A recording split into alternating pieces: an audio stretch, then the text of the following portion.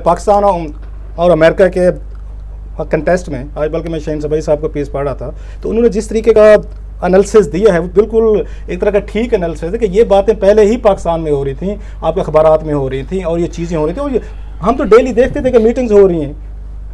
अब बल्कि यहाँ तक एतराज़ात आने शुरू होते कि जो भी अमेरिकन आता था वो पॉलिटिशियन से मिलने की बजाय पहले GHQ जाता था या वहाँ पे ISI के चीफ से जाके मिलता था, उसके बाद वहाँ से मुलाकात करने के बाद वज़ीर आज़म या वो सदर से मिलते थे, और इससे एक क्लियर मैसेज आ रहा था अमेरिकन को कि पाकिस्तान में जो मैटर करते हैं वो यहाँ का पॉलिटिकल आप इलीट नहीं करते, वो आपकी फौज करते हैं, आपका GHQ करता है मैटर करता है। दैट्स व्हाई कि ज़्यादा डिस्क्लोजर है इसमें जो मैसेज है कि फौज यहाँ मैटर करती है, पॉलिटिशियन नहीं करते। लेकिन इसमें मैं बिल्कुल सही बात है, इसमें कोई शक की बात नहीं है, लेकिन इसमें नालायकी पॉलिटिशियंस की है बिल्कुल बड़ी क्लियर कट। जब हमारे पॉलिटिशियंस टॉप लीडरशिप की बात कर रहा हूँ, प्रेसिडेंट, प्राइम मिनिस्टर, ये जाके कहेंगे हमारे इंटीरियर मिनिस्टर के किस किस को गिरफ्तार करना है, किस किस को गिरफ्तार नहीं करना, इस हद तक वो पूछेंगे जाके पैटरसन से पूछेंगे।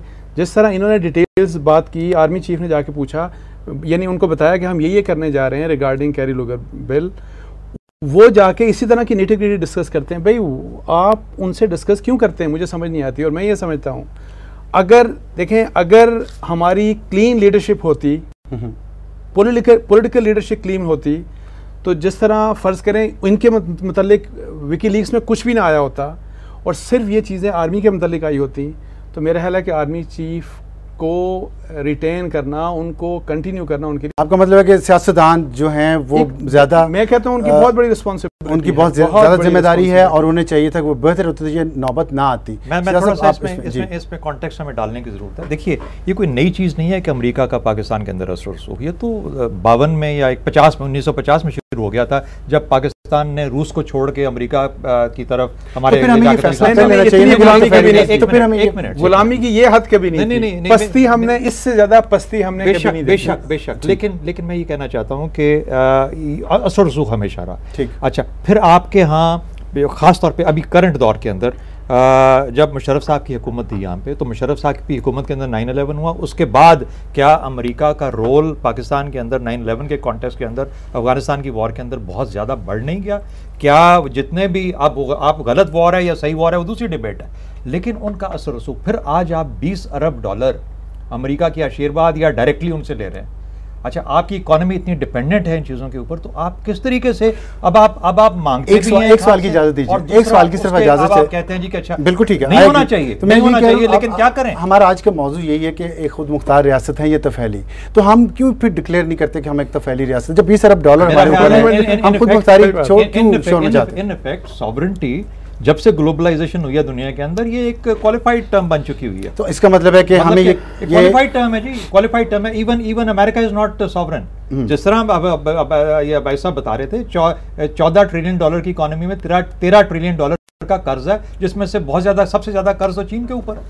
लेकिन ऐसे होता है, लेकिन इंटरफेरेंस इस तरह होती है ममालिक के अंदरूनी मामलात में, तो ये गिरफ्तार भी किसको करना है, आपने ड्रोन अटैक्स किस हद तक करने हैं, आपने स्ट्रेटजीज क्या बनानी है, आपकी अपनी इंटरनल पॉलिसीज क्या होनी है, क्या बांग्लादेश में ये होता है, क्या इंडिया में ये होता है? इस हद तक उन्होंने कह दिया सॉवरेनिटी तो ग्लोबलाइजेशन में किसी मुल्क की नहीं है, इस हद तक उनकी राय है ना, यानी इस हद तक आप ये सब बताएं, इस हद तक नहीं, ऐसे नहीं होता। नहीं, मैं कह रहा हूँ कि क्वालिफाइड टर्म है। सॉवरेनिटी अपनी एक लिमिट, सॉवरेनिटी की बेशुमार लिमिट्स बन चुकी हैं।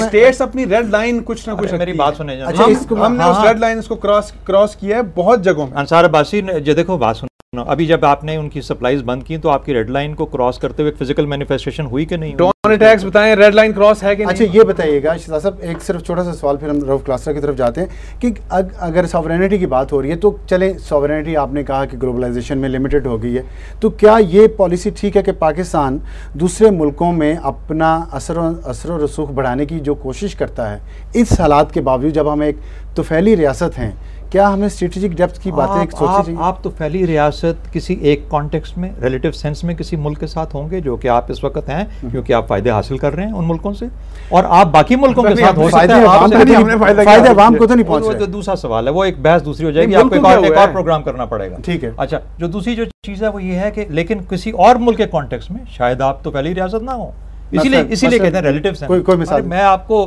क्या एग्जांपल्स दूं, मतलब ये कि कोई एक एग्जांपल ले लें। कोई एक एग्जांपल, मैं खुद सफीर रह चुका हूँ, इसलिए मुझे तो आप एग्जांपल मुझसे नहीं पूछें तो अच्छी बात। 30-40 अरब डॉलर हमने हमारा ज़ाया हुआ इस वॉर ऑन टेरर के बाद, और हमने बेकारियों की तरह 10 अरब डॉलर लिया और पता ही नहीं कहाँ गायब हो गया। जी रऊफ साहब बताएं, कहाँ गया पैसा? पाकिस्तान के अवाम के नाम पर इतना पैसा लिया जाता है दूसरे मुल्कों से, और ख़ुद मुख्तारी हमारी है नहीं, अवाम का कुछ भला हुआ नहीं, तो पैसा गया किधर? नहीं, अब सर हमारे साथ जो प्रॉब्लम है सेल्फ कंट्रडिक्शन हमारे यहाँ बहुत ज़्यादा है। बाद जो हार्ड फैक्ट्स हैं उनको मानने के लिए तैयार नहीं। जब कैरी लूगर बिल पे यही अमेरिकन कह रहे थे कि हम पाकिस्तान में आके अपने वहाँ पे भेजेंगे, ऑडिटर्स भेजेंगे जो ऑडिट करेंगे कि ये जो पैसा आ रहा है ये प्रॉपर तरीके से प्रॉपर लोगों के ज़रिए पाकिस्तानी अवाम पे खर्च, हमने फिर शोर मचाना शुरू कर दिया, ये हमारी सॉवरेनिटी में आके ये इंटरफेरेंस हो रही है। भाई हाँ, चॉइस साहब ने बड़ी अच्छी बात की, एक तरफ हम उनसे पैसे भी मांग रहे हैं, अच्छा उनको प्रेशर में भी लाते हैं कि हमारे लॉसेस हो रहे हैं, लॉसेस की कंपनसेशन कीजिए। अच्छा जब आके अमेरिकन उन लॉसेस की कंपनसेशन करना चाहते हैं और साथ में वो आके कोई मैकेनिज्म भी डेवलप करना चाहते हैं ताकि ट्रांसपेरेंसी को इंश्योर किया जाए। हम डेली बेसिस पर हम स्कैंडल देते हैं हुकूमत के खिलाफ, इस ब्यूरोक्रेसी के खिलाफ के किस तरीके से पाकिस्तानी जो पैसा है बैरूनी हो या आपका अंदरूनी उसमें वो हो रही है, एम्बेजलमेंट हो रही है। अमेरिकन का वो स्टेप मेरा ख्याल बेहतर था, हमें सपोर्ट करनी चाहिए थी। जब उनका पैसा आ रहा है आप उस पर थोड़ा सा मैकेनिज्म चेक आने दें ताकि वो जो पैसा है प्रॉपरली एक आम आदमी तो अच्छा ठीक है, आपकी बात वैसे फैक्ट ये है कि कैरी लूगर का पैसा यूएस एड के थ्रू सारा खर्च कर रहे हैं वो, और अभी 2-3 बड़े स्कैंडल्स उनके ऑलरेडी आ चुके हैं, उनकी अमेरिकन एनजीओ पैसे खा गई हैं। असल सवाल अब सारे वो पैसे खा के फ्रॉड करके चले गए अमेरिकन एनजीओज। जब आके वो पैसे नहीं देते हम उन पे तनकीद करते हैं अमेरिकन पे। ये बड़ी इंटरेस्टिंग चीज़ है, हमारे ये जो लॉसेज हुए जब वो पैसे देते हैं तो भी हम उन पे तनकीद करते हैं, जब इसमें करप्शन होती है हम उस पर भी आके तनकीद करते हैं, जब वो चाहते हैं कि इस मैकेनिज्म को बेहतर किया जाए उस पर भी हम तनकीद करते हैं। मेरा ख्याल थोड़ा सा हमारे साथ भी कोई प्रॉब्लम है कि हम बिल का इससे लगता तो ये है कि अमेरिका का तो कोई कसूर नहीं है। देखें एक बड़ा सिंपल सी एक बात बताऊं आपको, देखें ये आम जिंदगी में देखें कि फ़र्ज़ करें कि मैं उधार लेता हूँ आपसे, उधार लेने का मकसद ये नहीं है कि मैं आपके लिए अपने घर के दरवाजे खोल दूं कि जो मर्जी आप कर लें आके। कोई सलीका होता है, मैं जो रेड लाइन की बात कर रहा हूँ, रेड लाइन का हमें ख्याल रखना चाहिए, हमें अपनी सोवरेनिटी का, अपनी इज्जत, अपनी सेल्फ रिस्पेक्ट। शहजाद साहब ये रेड लाइन का ख्याल कैसे रखा जाए, कैसे सेल्फ रिस्पेक्ट इस ग्लोबलाइजेशन के दौर में? देखिए सेल्फ रिस्पेक्ट तो नेशंस की अपनी जो सेल्फ रिस्पेक्ट रियलाइजेशन के साथ आती है ना, मतलब सबसे पहले क्या आपकी पॉलिसी फॉर्मुलेशन क्लियर है, क्या आपको ये पता है कि आपने अगर अफगानिस्तान में हालात ख़राब हो रहे हैं तो आपने किस तरीके से उसमें से निकलना है, आपके अपने इंटरेस्ट कैसे सेफगार्ड होते हैं, आपके अगर इकोनॉमिक हालत ये है तो आपने इकोनॉमिक पॉलिसी क्या डिटरमिन की है जो कि अगले 15 साल में। मेरा एक सवाल आमतौर पर मैं करता हूँ, मुझे ये बता दें 5 साल के बाद पाकिस्तान कहाँ होगा?